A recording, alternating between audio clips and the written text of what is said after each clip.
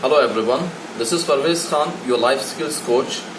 First of all, I would like to congratulate all the people, those who have cleared their examinations, and all the best, those who couldn't make it due to some reasons. So, examinations are like a game. जो खेलेगा वो या तो जीतेगा या तो सीखेगा. सो examination में अगर आप किसी वजह से पास नहीं हो पाए हो तो इसमें मायूस होने की कोई जरूरत नहीं है, क्योंकि एग्जाम्स आते रहेंगे जाते रहेंगे. डिपेंड करता है आपके प्रिपरेशन पे. जैसा आपने प्रिपेयर किया है वैसा आपका रिजल्ट आएगा. और भी एग्जाम्स होंगे और भी रिजल्ट्स होंगे, क्योंकि जो खेलेगा वही जीतेगा या वही सीखेगा. जो स्टेडियम में बैठकर सिर्फ तालियां बजाता रहेगा, ना वो कभी जीतने का मजा ले सकता है ना कभी वो सीख सकता है. तो अगर आप इस बार किसी वजह से पास नहीं भी हो पाए हो तो आपने कुछ सीख लिया है कि पास कैसे किया जाता है. चलिए, आज का मेरा वीडियो स्पेशली इस टॉपिक पर है कि what is next, what is in my future, what is in my career.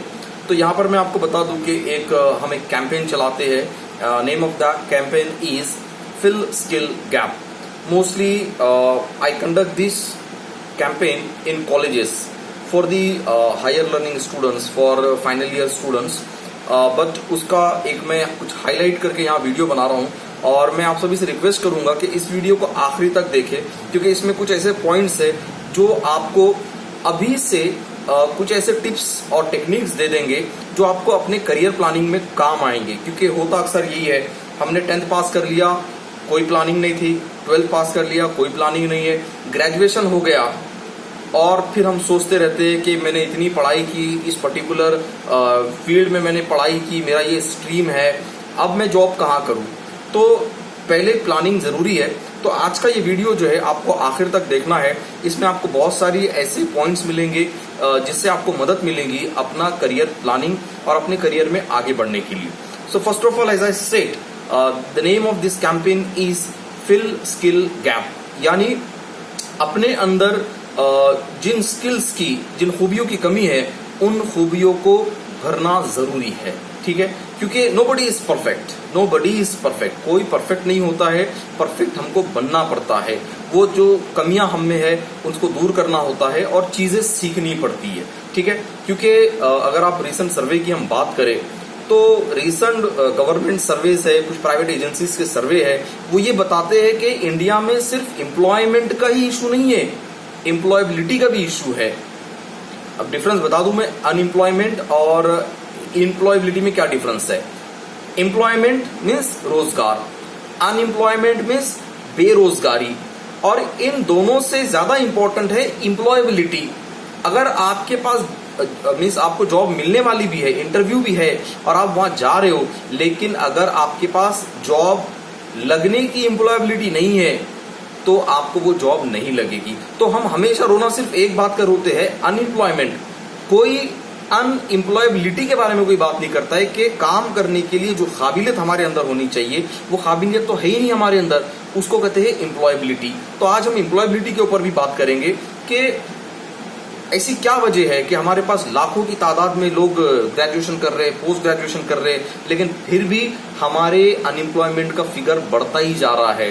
तो इसमें मैं आपको कई सर्वे रिपोर्ट्स बता सकता हूँ. रिसेंट सर्वे रिपोर्ट ये बताता है कि almost 85% graduates are not employable. देखिए, फिर से रिपीट करता हूं मैं, 80%, 85 to 90% graduates are not employable. यानी उन्होंने एजुकेशन तो हासिल कर लिया लेकिन कोई कंपनी इनको जॉब नहीं देगी. क्यों नहीं देगी? वजह उसकी ये है कि ये ग्रेजुएट्स, ये हाईली एजुकेटेड लोग, ये काम करने के काबिल नहीं है. इनके अंदर जो इंटरपर्सनल स्किल्स होनी चाहिए एक पर्टिकुलर फील्ड में काम करने के लिए, वो स्किल्स, वो क्वालिटीज उनके अंदर नहीं है. तो ये गवर्नमेंट का भी सर्वे है और कई प्राइवेट ऑर्गेनाइजेशन के सर्वे ये बताते हैं कि ऑलमोस्ट 85 to 90% जो अपना एजुकेशन कंप्लीट करते हैं उसके बाद भी वो जॉब करने के काबिल नहीं होते हैं. यूनेस्को की एक रिपोर्ट है, यूनेस्को की रिपोर्ट आती है, उसमें स्पेशली इंजीनियर्स के बारे में बताया गया है कि almost 87 Indian engineers are not employable. Means वो इंटरनेशनल लेवल पर काम करने के काबिल नहीं है। उनके पास नॉलेज है, उनके पास डिग्रीज है, उनके पास इंजीनियरिंग के जो भी टर्म्स होते हैं वो सब उनको पता है, लेकिन फिर भी उनके अंदर एम्प्लॉयबल स्किल्स नहीं है कि उनको इंटरनेशनल लेवल पर कोई कंपनी उनको काम पे रख सके। तो ये बहुत ही डराने वाला फिगर है कि 100 में से 87 इंजीनियर्स जो बाहर जॉब के लिए अप्लाई करते हैं वापस आ जाते हैं। गिन चुन के सिर्फ 17% इंजीनियर्स को अब्रॉड जॉब मिलती है।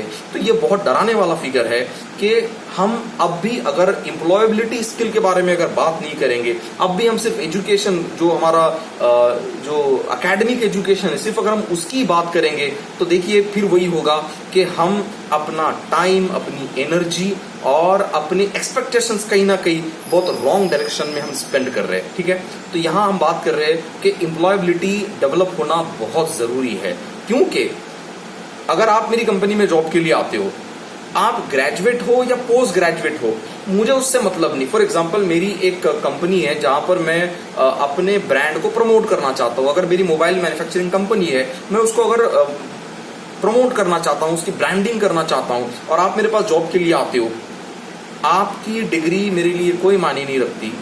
मैं आपके अंदर वो सलाहियतें देखूंगा कि जो सलाहियतें मेरे प्रोडक्ट को प्रमोट कर सकती है, मेरे प्रोडक्ट को बेच सकती है। अगर वो सलाहियतें आपके अंदर है तो फिर मुझे आपकी डिग्री से कुछ लेना देना नहीं है। फिर चाहे आप ग्रेजुएट हो या पोस्ट ग्रेजुएट हो, मुझे कुछ लेना देना नहीं है। तो यहाँ पर मैं आपको यहाँ एक बात बिल्कुल जोर देकर समझाना चाह रहा हूँ कि अपने एकेडमिक एजुकेशन के साथ साथ उन एम्प्लॉयबिलिटी स्किल्स को भी डेवलप करना जरूरी है, जो कि हमारे अंदर बहुत ज्यादा लैकिंग है।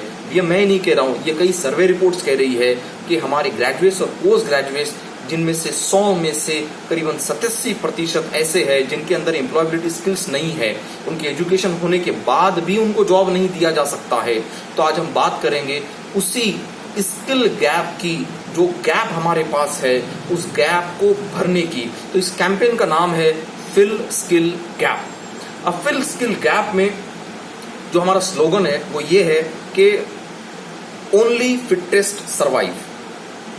आपको किसी भी फील्ड में, किसी भी इंडस्ट्री में अगर ग्रोथ करना है, आपको सर्वाइव करना है, आपको आगे बढ़ना है, तो आपको उस फील्ड से रिलेटेड जो भी काबिलियत होती है वो सारी काबिलियत आपके अंदर होना चाहिए, तब जाकर आप उस फील्ड में प्रोग्रेस कर सकते हो। तो यहाँ हमारा स्लोगन है ओनली फिटेस्ट सर्वाइव। अब फिटेस्ट कैसा? तो physically fit, mentally fit, skill based fit, education wise fit, knowledge wise fit, यानी उसके अंदर ये सारी काबिलियत होनी चाहिए, तब जाकर वो उस फील्ड में सर्वाइव भी कर सकता है और आगे भी बढ़ सकता है। अब इसको कुछ इश्यूज है हमारे, ठीक है, जैसे कि आप में से अक्सर स्टूडेंट्स जो है जिनको कोई जॉब एक्सपीरियंस नहीं है, लेकिन मैं अभी से आपको बता देता हूं कि आपको आगे अपने करियर में, अपने फ्यूचर में क्या क्या चैलेंजेस फेस करने पड़ सकते हैं। तो सबसे पहले तो जैसे ही आप एजुकेशन अपना कंप्लीट करोगे और अगर आप जॉब करने जा रहे हो तो आपको इंटरव्यू फेस करना पड़ेगा। अब इंटरव्यू फेस करने की अगर आपके अंदर स्किल्स नहीं है, टेक्निक्स नहीं है, तो आई एम सॉरी टू से your degrees will not get you job. आपकी डिग्रीज, आपका मार्क्स मेमो, आपका परसेंटेज आपको जॉब नहीं दिला सकता, बल्कि अगर आपके अंदर वो कम्युनिकेशन स्किल है तो आपको वो जॉब दिला सकता है। तो यहाँ पर आपके फ्यूचर बिल्डिंग में, आपके करियर बिल्डिंग में जो चैलेंजेस है उनमें पहला मैं बता रहा हूं कि वो है आपका इंटरव्यू। तो इंटरव्यू की प्रिपरेशन होना जरूरी है। दूसरा है सेल्फ इमेज। मैं अपने बारे में क्या सोचता हूँ, मेरी अपने बारे में राय क्या है, मैं कौन हूँ, मेरे अंदर क्या काबिलियत है, ये सेल्फ इमेज को आइडेंटिफाई करके इसको डेवलप करना बहुत जरूरी है। क्योंकि होता यह है, अक्सर लोग बहुत काबिल होते हैं लेकिन उनको अपनी खुद की काबिलियत का पता नहीं होता और इसलिए वो कोई बड़ा काम नहीं कर पाते। ठीक है, तो सेल्फ इमेज का आइडेंटिफिकेशन होना, ये दूसरा पॉइंट है। हमारा तीसरा पॉइंट है स्किल सेट, जो कि अभी मैंने बात की कि किसी भी फील्ड में काम करने के लिए जो जरूरी स्किल्स होती है उन स्किल्स का होना बहुत जरूरी है। अब मैं कुछ चंद यहाँ पर स्किल्स बताता हूँ कि ये स्किल सेट में कौन कौन सी स्किल्स आती है। सबसे पहला आता है कम्युनिकेशन स्किल। आपका कम्युनिकेशन बहुत इफेक्टिव एंड इंप्रेसिव होना चाहिए। उसके बाद आपकी डिसीजन मेकिंग एबिलिटी, आपकी लीडरशिप क्वालिटीज, आपकी इमोशनल स्टेबिलिटी, ठीक है, इसी के साथ साथ आपका कॉन्फिडेंस, आपका हैंडलिंग विद क्राइसिस, यानी डिफिकल्ट टाइम में क्राइसिस को कैसे हैंडल करते हैं, ये सारी स्किल्स है, इनको सीखना पड़ता है। ये आप किसी सिलेबस में पढ़ लेने से आपको नहीं आने वाला है। लीडरशिप क्वालिटीज आपको डेवलप करनी पड़ेगी, कम्युनिकेशन स्किल आपको डेवलप करना पड़ेगा, आपको डिसीजन मेकिंग एबिलिटी आपको डेवलप करना पड़ेगी, how to handle the failures, अगर लाइफ में फेलियर्स आते हैं उन फेलियर्स को कैसे हैंडल किया जाता है, ये भी आपको सीखना पड़ेगा और इसको प्रैक्टिस करना पड़ेगा। ठीक है, उसके बाद चौथा पॉइंट है हमारा कि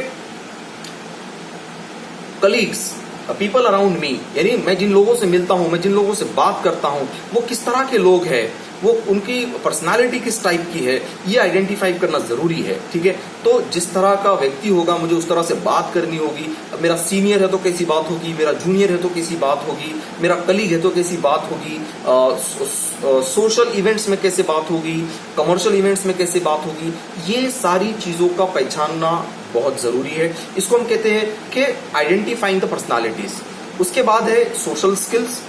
सोशल स्किल्स होना बहुत जरूरी है, क्योंकि हम देखते हैं आजकल कई सक्सेसफुल लोग हैं, अपनी अपनी फील्ड में बड़े सक्सेसफुल है, लेकिन उनमें सोशल स्किल्स नहीं होती, इसलिए वो कुछ बहुत ज्यादा अचीव नहीं कर पाते, या फिर अपनी लाइफ में वो रिलैक्स नहीं रह पाते। जैसा कि मैं एग्जांपल दूं तो कई लोग जो है, कई बड़े बड़े प्रोमिनेंट पर्सनालिटीज, दे कमिटेड सुसाइड। अपनी फील्ड के एक्सपर्ट थे, लेकिन सोशल स्किल नहीं होने की वजह से वो स्ट्रेस को हैंडल नहीं कर पाए, वो लोगों से शेयर नहीं कर पाए, अपने प्रॉब्लम को सॉल्व नहीं कर पाए, और इसलिए उन्होंने इस तरह से अपना खात्मा किया। तो यहाँ सोशल स्किल का सीखना भी बहुत जरूरी है। ठीक है, another challenge that is relocation. अगर आप एक जगह से दूसरी जगह जॉब के लिए जाते हैं, तो आपको नई जगह पर, अगर आप अपना नेटिव प्लेस छोड़कर दूसरी जगह जॉब के लिए जाते हैं और वहां पर आपको दिक्कतें आती है, so how to survive in that particular situation, that is called relocation. तो आपको अपने आप को रीलोकेशन के लिए भी तैयार करना है। उसके बाद है relationship with the people around you. आपके ऑफिस में, आपकी सोसाइटी में, आपके फ्रेंड सर्कल में, आपकी फैमिली में जो लोग आपके साथ रहते हैं, उनके साथ अच्छे रिलेशंस कैसे डेवलप करें। तो ये थे कुछ चैलेंजेस जो आपको अपने आगे करियर में आ सकते हैं, इनके बारे में आपको सीखना जरूरी है। अब बात करते हैं कि इन सारे चैलेंजेस को डील करने के लिए हमारे पास एक चेकलिस्ट है, जिसमें हमारे पास सिर्फ 4 पॉइंट्स है। अगर इन 4 पॉइंट्स पर काम किया जाए तो आप अपनी लाइफ के हर मैटर को बड़े अच्छे तरीके से हैंडल कर सकते हैं। जिसमें सबसे पहले है कि किसी भी सिचुएशन में आने वाले अनहेल्पफुल इमोशन, जैसे मिसाल के तौर पे इंटरव्यू को जाना है, तो आपको 2 तरह के इमोशंस हो सकते हैं, helpful emotion and unhelpful emotion. यानी आपको जॉब लगने की खुशी, ये हेल्पफुल इमोशन है, और इंटरव्यू में फेल होने का डर, ये अनहेल्पफुल इमोशन है। तो इस तरह के इमोशन को आपको चेक करना होगा और अनहेल्पफुल इमोशन को दूर करके हेल्पफुल इमोशंस लाने होंगे, तब जाके आप किसी भी काम को ट्राई करोगे और उसमें सक्सेस पा सकते हो।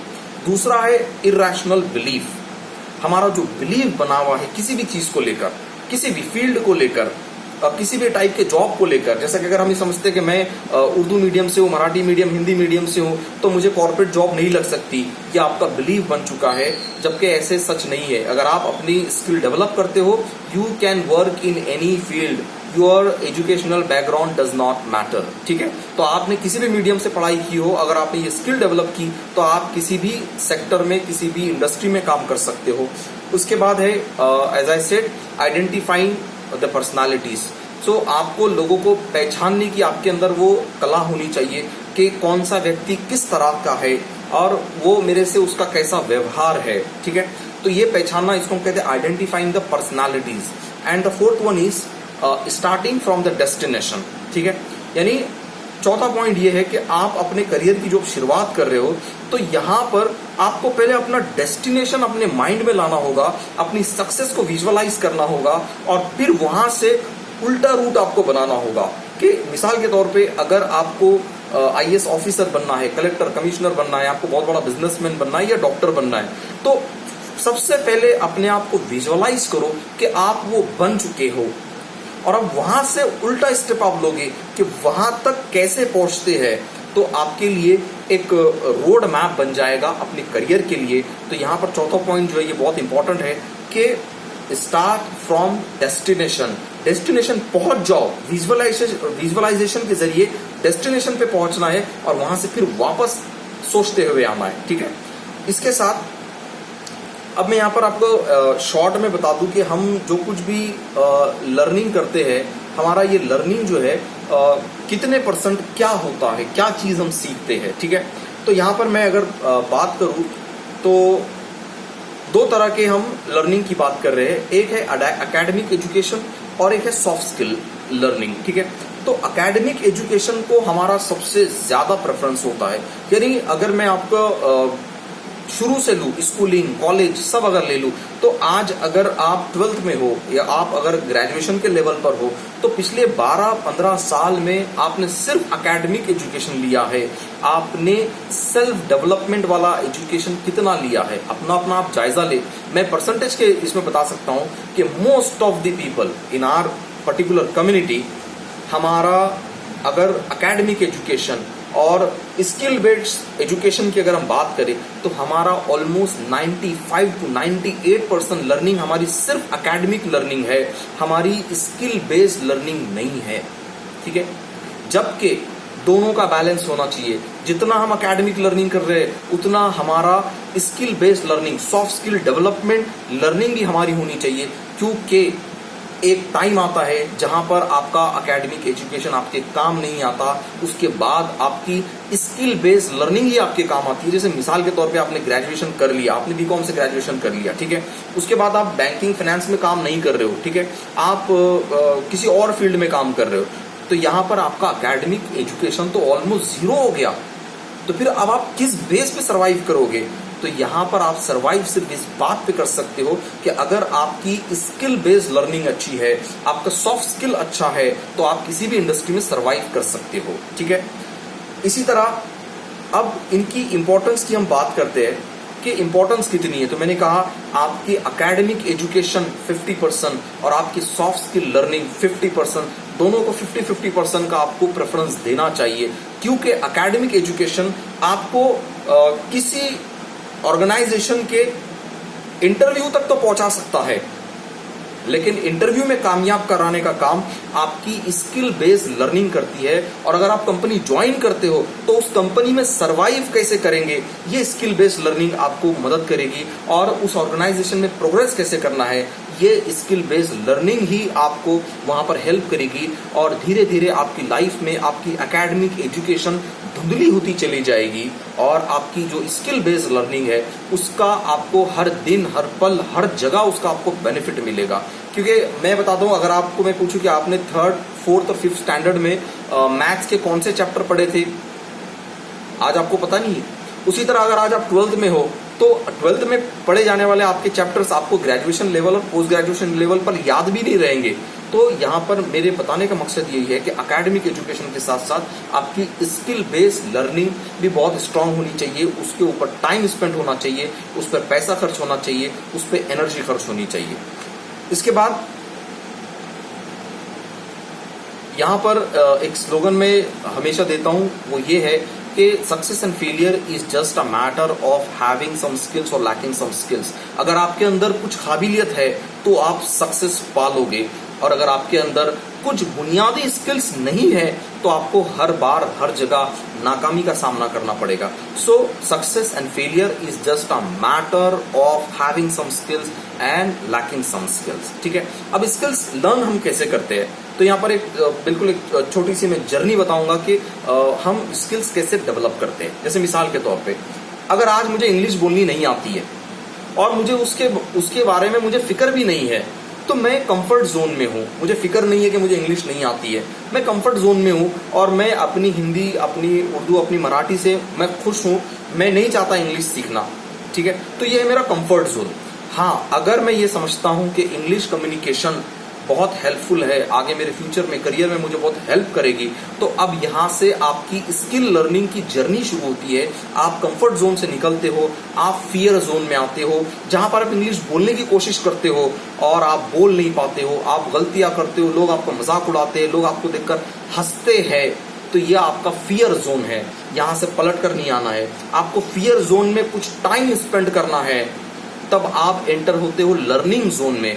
जब आप लर्निंग जोन में आते हो तो धीरे धीरे जो स्किल आपके अंदर नहीं थी जो इंग्लिश कम्युनिकेशन आपके अंदर नहीं था, वो धीरे धीरे आपका लर्निंग जोन में डेवलप होता है और एक टाइम आता है जब आप उस स्किल के मास्टर हो जाते हो और आप फिर एंटर करते हो ग्रोथ जोन में, जहां पर आप उस स्किल को बड़ी आसानी से इस्तेमाल करते हो और वो स्किल आपकी स्ट्रेंथ बन जाती है। तो ये जर्नी है आपके स्किल डेवलपमेंट की, ठीक है। तो कंफर्ट जोन से बाहर निकलना होगा, आपको फियर जोन में आना होगा, फिर फियर जोन में कुछ टाइम स्पेंड करने के बाद आप लर्निंग जोन में जाओगे और जब आपकी लर्निंग कंप्लीट होगी तब आप ग्रोथ जोन में जाओगे। तो इसी तरह आपको एक एक स्किल को आपको लर्न करना है, अपने कंफर्ट जोन से बाहर आना है, ठीक है। इसके बाद मैं बता दूं, जैसे मैंने कहा ना कि स्किल्स, तो स्किल्स दो तरह की होती है, एक होता है हार्ड स्किल और एक होता है सॉफ्ट स्किल। हार्ड स्किल क्या होता है? तो हार्ड स्किल हमारा एकेडमिक एजुकेशन, ये हार्ड स्किल है। कंप्यूटर ऑपरेट करना, ये हार्ड स्किल है। कार ड्राइविंग करना, ये हार्ड स्किल है। What is soft skill? Soft skill है आपका कम्युनिकेशन, आपका कॉन्फिडेंस, आपका इमोशनल इंटेलिजेंस, ये सॉफ्ट स्किल है। अब दोनों में डिफरेंस क्या है? दोनों में डिफरेंस ये है कि हार्ड स्किल आप एक कोर्स के जरिए सीख सकते हो और आप इसको किसी पेपर पे दिखा भी सकते हो। जैसे मिसाल के तौर पे अगर आप अपने आप को 12th पास बताना चाहते हो तो आपको स्पेसिफिक एक कुछ पीरियड उस क्लास में बिताना पड़ेगा, एक एग्जाम आपको पास करनी पड़ेगी, फिर आपको एक सर्टिफिकेट मिलेगा, तब आप अपने आप को कह सकते हो कि मैं 12th पास हूं, मैं ग्रेजुएट हूं। तो hard skill can be shown on a piece of paper, एक पेपर पर दिखाया जा सकता है हार्ड स्किल, लेकिन सॉफ्ट स्किल ऐसे नहीं है। सॉफ्ट स्किल आपको प्रैक्टिस करनी होगी, डेवलप करना होगा, तभी आपके परफॉर्मेंस में वो स्किल दिखकर आएगी। जैसे मिसाल के तौर पे कम्युनिकेशन स्किल और कॉन्फिडेंस। कम्युनिकेशन स्किल और कॉन्फिडेंस अगर आपने डेवलप नहीं किया, आपने भले ही कितनी किताबें पढ़ ली, भले ही कितनी नॉलेज आपने गेन कर ली, लेकिन अगर आपको पब्लिक प्लेस पर कुछ स्पीक करने के लिए कहा जाए और अगर आप वहां पर बात नहीं कर पाए और अगर आप अपना कॉन्फिडेंस नहीं दिखा पाए, तो इसका मतलब आपके अंदर कम्युनिकेशन स्किल और कॉन्फिडेंस नहीं है। क्योंकि सॉफ्ट स्किल आप इसको पेपर पे नहीं दिखा सकते। आप किसी को ये नहीं कह सकते कि देखिए मेरे पास कॉन्फिडेंस का सर्टिफिकेट है, देखिए मेरे पास कम्युनिकेशन स्किल का सर्टिफिकेट है। आप ये नहीं कह सकते कि मैंने 6 महीने स्पोकन का कोर्स किया तो ये रहा मेरे कोर्स का सर्टिफिकेट। सामने वाला आपको सिर्फ कहेगा कि ये स्किल अगर आपके अंदर है तो इसको प्रूफ करके दिखाओ, इंग्लिश में बात करके दिखाओ। और अगर आप वहां पर अपनी स्किल को प्रूफ नहीं कर पाए तो आपके सर्टिफिकेट ये वेस्ट है, ठीक है। तो हार्ड स्किल और सॉफ्ट स्किल में यही डिफरेंस होता है कि हार्ड स्किल एक पीरियड में सीखा जा सकता है, उसको एक मार्क्स मेमो के जरिए दिखाया जा सकता है, लेकिन सॉफ्ट स्किल दिखाया नहीं जा सकता है। हार्ड स्किल आपकी लाइफ में एक सर्टेन एज तक आपके काम आ सकता है, लेकिन सॉफ्ट स्किल मरते दम तक आपके साथ रहता है और आपको अपनी लाइफ के हर मोमेंट में, हर सिचुएशन में सॉफ्ट स्किल आपके काम आता है। तो ये डिफरेंस है हार्ड स्किल और सॉफ्ट स्किल। हार्ड स्किल जैसे मैंने कहा ना, एकेडमिक एजुकेशन को हम हार्ड स्किल कह सकते हैं, लेकिन communication, confidence, again decision making, leadership, ये सॉफ्ट स्किल्स है। इसका डेवलप होना बहुत जरूरी है, ठीक है। अब मैंने जैसे कहा कि इंपॉर्टेंस की बात, तो आपके एकेडमिक एजुकेशन की वैल्यू एक सर्टेन एज तक है, उसके बाद सॉफ्ट स्किल ही आपके काम आता है। कुछ कॉमन सॉफ्ट स्किल यहाँ बता दो आपको, जैसे मैंने कहा communication skill, emotional intelligence, again आपकी public speaking, anchoring, group discussion, presentation, आपका माइंड प्रोग्रामिंग, ये सारे सॉफ्ट स्किल्स है। You need to develop it because it will remain with you forever. जब तक आप जिंदा हो, आपके सॉफ्ट स्किल्स आपके साथ रहते हैं और आपके काम आते हैं। तो ये कुछ चीजें थी जो आज मैंने आपके साथ शेयर की। और भी मजीद मालूमात के लिए, फर्दर इंफॉर्मेशन के लिए, you can visit our YouTube channel, that is ask Parvez Khan. You can visit our website www.keylifeskills.in. So once again, congratulations and all the best.